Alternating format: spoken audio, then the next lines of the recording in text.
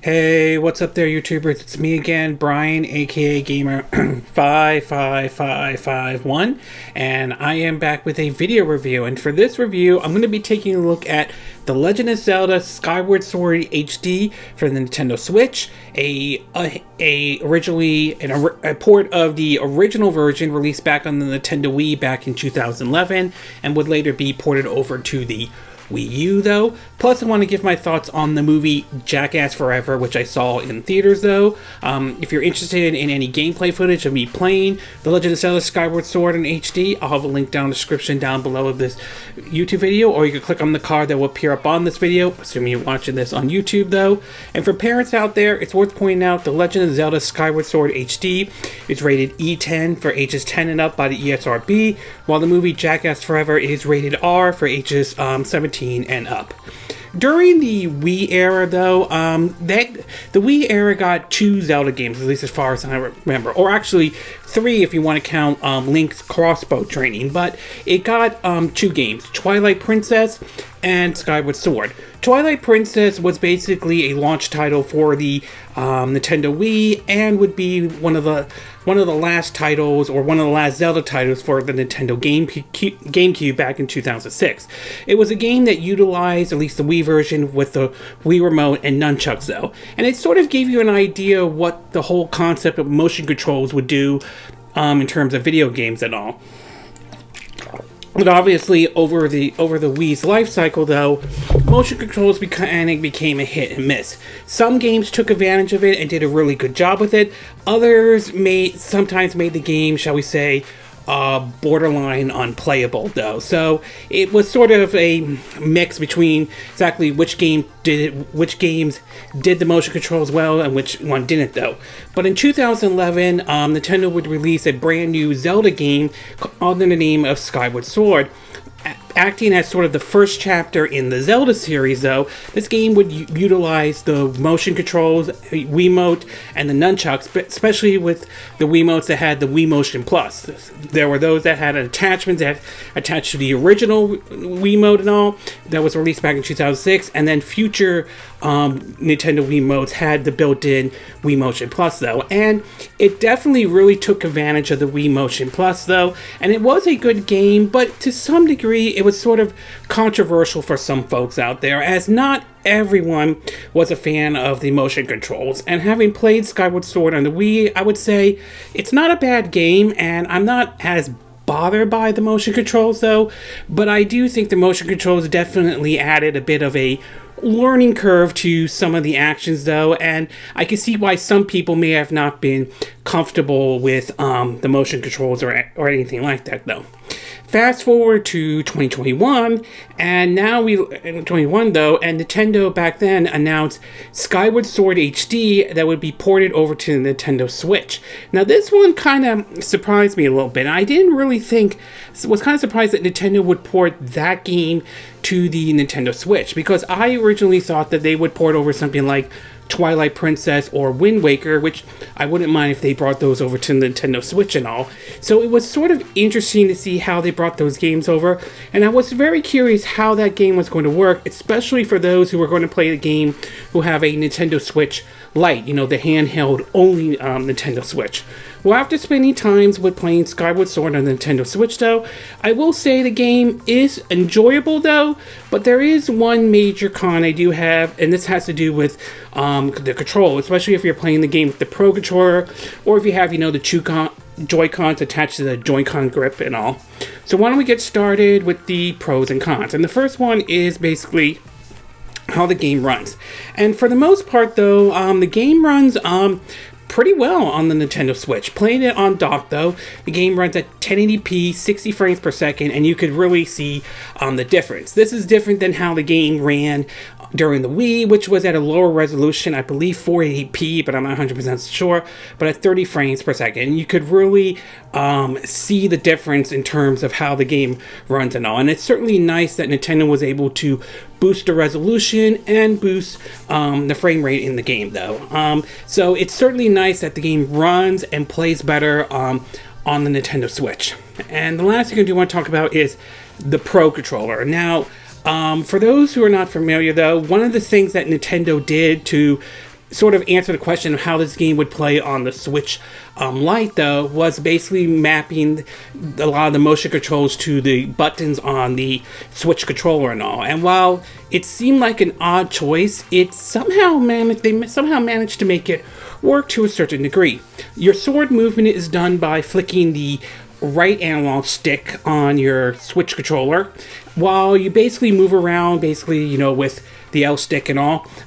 Some of the motions, some of the stuff like when you're firing the beetle they use to go, collect items and all, you use basically the left analog stick to move, and controlling your Skywolf, if I'm saying the name correctly, in terms of your bird though, is much easier now. Now you could control it with the analog stick. And doing some of the puzzles like going on a boulder while going through lava, be on the boulder rolling around while you're in a pool of lava though, it's much easier than it was with the motion controls where you had to sort of tilt the Wii remote and all. So from a controller standpoint though, I will say that using the Pro Controller does make certain elements or certain control mechanisms in Skyward Sword HD better than it was during playing it with the Wii Remote and Nunchuck when the Skyward Sword came out on the Nintendo Wii. So I will say, I gotta give Nintendo credit for how they were able to bring this game over to the Nintendo Switch and how they were able to use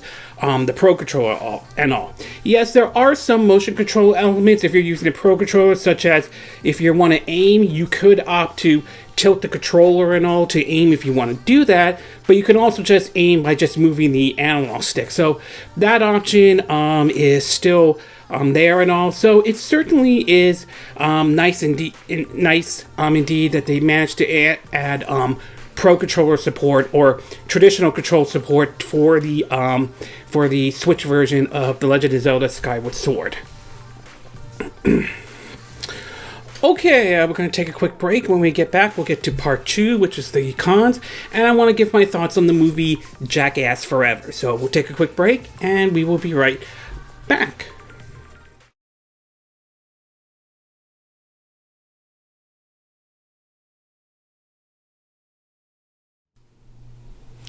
Okay, and we are back with part 2 of our video review of The Legend of Zelda Skyward Sword HD for the Nintendo Switch.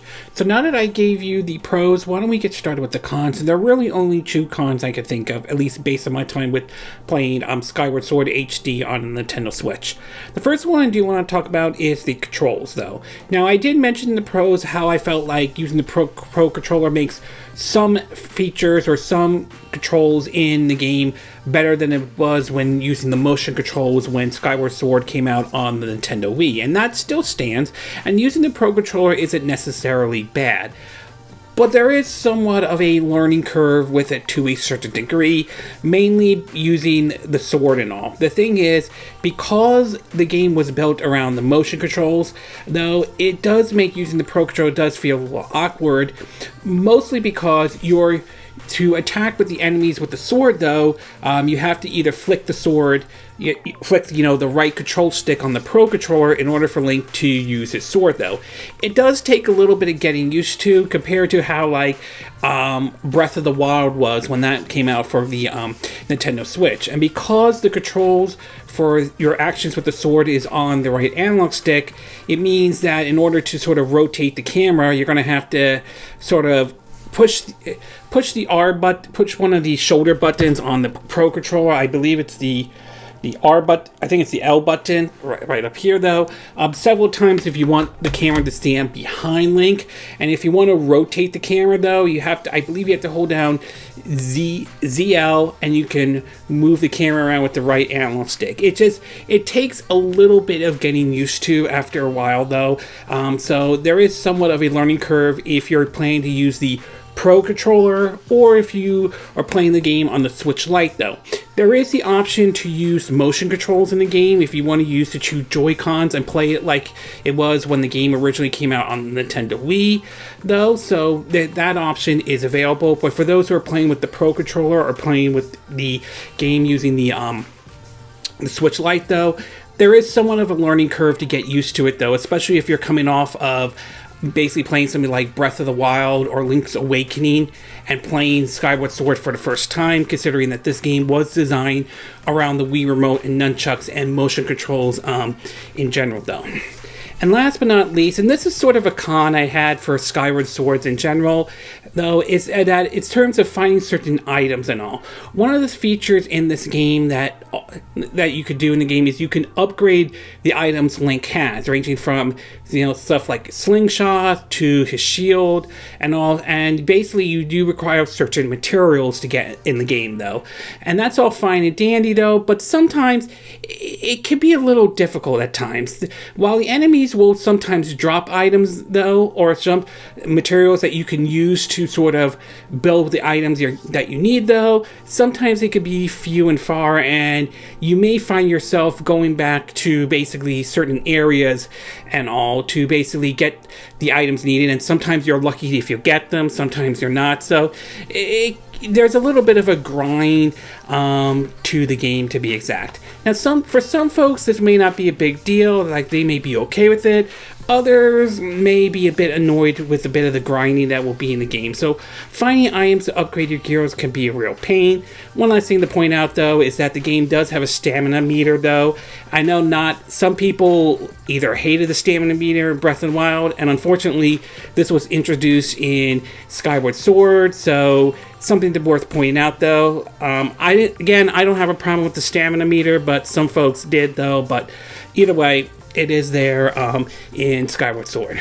Overall, Skyward Sword is still a good Zelda game, nevertheless, though.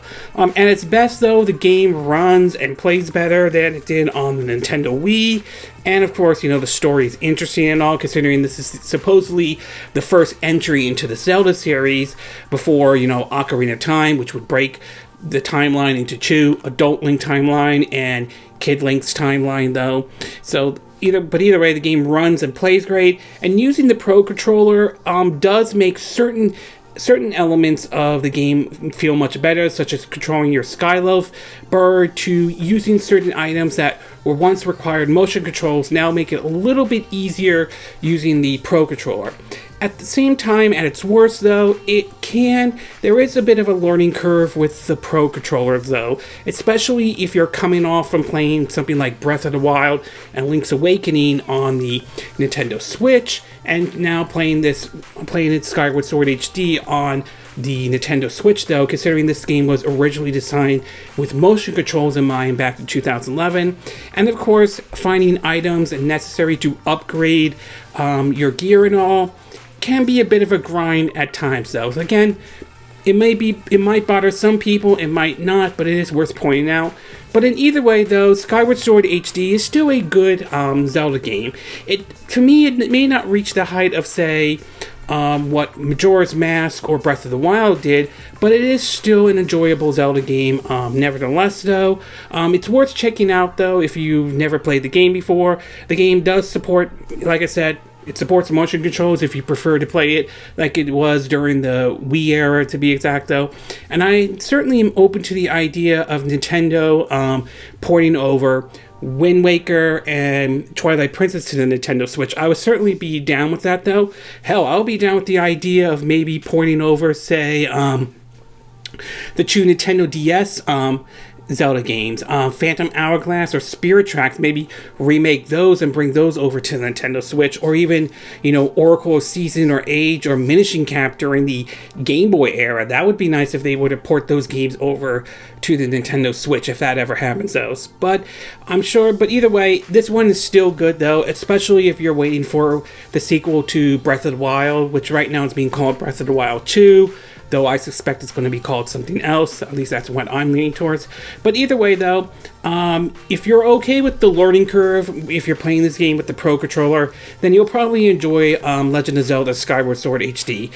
It's still a fun game, though, but like I said, maybe not on the same level as Majora's Mask or Breath of the Wild. But of course, that's my opinion, and that's my take on it, though.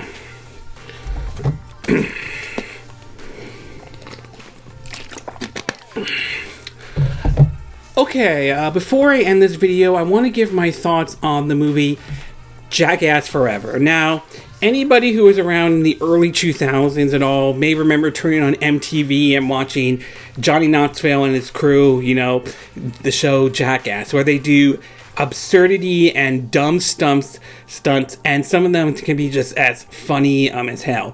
I mean, the show came out around the time when I was in my senior year of high school and all, and I remember turning on MTV to watch it, and yeah, there were funny moments, there were shocking moments, but there was still funny stuff. The show would later spawn into 3 movies that would come out, and it will also spin off shows like Viva La Bam and Wild Boys, though, that had Chris Pontius and Steve-O in there, though. So it was sort of interesting to hear that they were doing a 4th Jackass movie called Jackass Forever. I was kind of surprised, though, and I honestly thought it was, well, if you're there for a good laugh and you were fans of the original Jackass, you'll definitely like this one. Basically, you're not going to expect a plot or a story or anything like that, or anything on the level as, say, what Bad Grandpa was, which was good, or Action Point was, which was like, to be exact. It's basically seeing Knoxville and his crew do stupid ass stunts, though. And there were some funny ones, including the Dum Dum game, that was pretty hilarious, to the cup test, which was funny as hell, to be exact, though. So a lot of skits are funny and all, but it will also depend on your preference and taste. Some might find them to be a little bit shocking, others might find them to be downright disgusting, though. But again, it depends on, like I said, what your preference is, what your taste is, though. And if you were a fan of the original Jackass back in the days of the early 2000s, or any of the movies or spin-offs, though, you're going to like Jackass Forever. But if you never were a fan, though, you're probably not going to enjoy Jackass Forever. And if this is the last time we're going to see Johnny Knoxville and the crew, to be exact, and I felt it was well worth it. They went out certainly with a bang, though. One thing I will say that kind of casts a shadow over Jackass Forever is sort of two of the Jackass crews, unfortunately, were not in it, though. One was obviously Ryan Dunn, who passed away several years ago, though, and it's really unfortunate that it was unfortunate, though, although they did kind of do a little bit of a tribute to him during one of the end credit scenes. But one that didn't make it into it was basically Bam Margera, who was part of CKY and basically hosted several seasons of Viva La Bam, though. Some of this had to do with a bit of a controversy over his behavior and everything like that. In terms of him going through rehab, though, there's issues of him having some issues with the Jackass crew in Knoxville and the crew having to file a restraining order against him, though. So whatever the case is, it basically has been, the story is that he's been like in a runt and in a very bad place, though. So it's a little bit unfortunate that Bam Margera could not be in the 4th Jackass movie. It would have been nice to see him in it one last time, though, but unfortunately, it is what it is, though, and I will admit that it does somewhat cast a bit of a shadow over Jackass Forever. But either way, I enjoyed the past movies, though. They're just dumb, stupid fun. It's the kind of movie you turn... Okay, I kind of have to apologize a little bit. My camera kind of stopped for just 1 second. I thought that was a little bit unfortunate, though, so I have to record this second part. And I was talking about basically the whole idea of basically there's sort of a shadow really cast around Jackass Forever, mostly because of the whole issue with Bam Margera. And I will have to say it is very unfortunate indeed for that, basically for that to happen. But in either case, though, like I said before the camera stopped, though, Jackass Forever is enjoyable if you are a fan of the series, though. If you enjoy the Jackass TV show and the past movies, though, you're going to like Jackass Forever. If you never enjoy the other ones, though, then I can't see this movie going to appeal to you or in any shape or any form, though. And as for whether you think some of the stunts are great or awful or shocking or disgusting, like I said, it's all going to come down to what your preference and what your taste is, though. Some of it I thought was funny, some of it I thought was a little bit, well, maybe going a little bit overboard. But again, that's all going to come down to your preference and taste, though. Okay, this concludes this video review of The Legend of Zelda Skyward Sword HD for the Nintendo Switch, and my thoughts on the movie Jackass Forever. And again, these are my opinion. What are yours?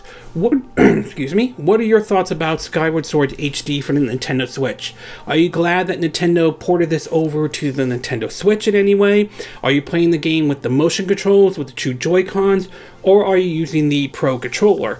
Do you think the Pro Controller is better than the motion controls, or do you think the motion controls are better than the Pro Controllers in any way, though?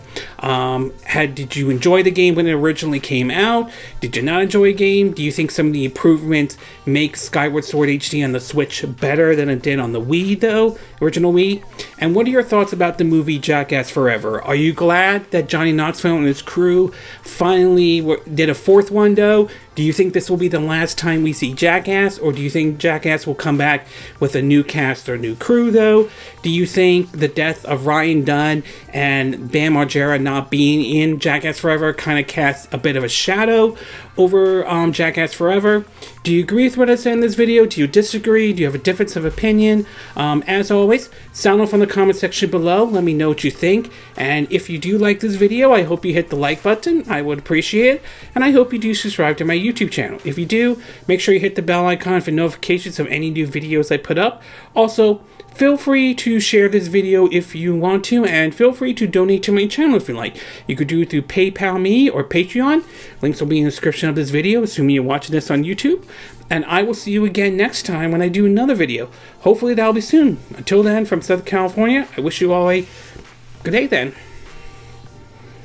Bye!